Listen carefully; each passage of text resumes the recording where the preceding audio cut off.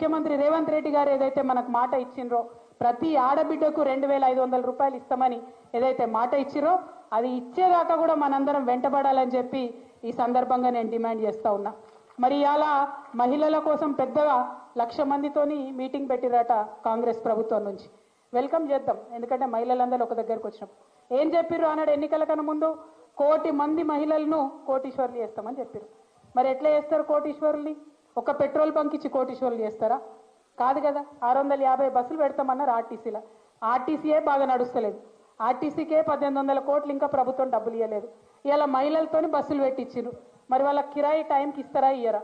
ఈ విషయం క్లారిటీ ఇవ్వాలి. ఒకటి. రెండు, ప్రైవేట్ వాళ్ళకి ఎట్లయితే కిరాయి ఇస్తున్నారో లేడీస్కి అట్లా ఇస్తున్నారా ఇవ్వట్లేదా ఒకటి చెప్పాలి. మూడు, ఆశా వర్కర్లు, అంగన్వాడీలు, ఏఎన్ఎంలు వీళ్ళందరూ పనులు చేస్తున్నారు. ఆనాడు కేసీఆర్ గారు ఏం చేసిరు? వాళ్ళందరినీ ప్రగతి భవన్కు పిలిచి భోజనాలు పెట్టి మాట్లాడి 2 సార్లు జీతాలు పెంచినాం. కానీ 15 నెలలు అవుతుంది ఈ ప్రభుత్వం వచ్చి, ఇప్పటి వరకు కూడా మన ఈ ప్రభుత్వంలో ఆశాలను విలువలేదు, అంగన్వాడీ వర్కర్లను విలువలేదు, ఈ విఓఏలను విలువలేదు, ఈ విఓఏలు ఎవరికి కూడా ఆర్పీలను విలువలేదు. వాళ్ళకి రావాల్సిన డిఏలు ఇవ్వలేదు, వాళ్ళకి రావాల్సిన బెనిఫిట్స్ ఇవ్వలేదు. సో ఇవన్నీ కూడా మనం అడగాల్సినటువంటి అవసరం ఉంది.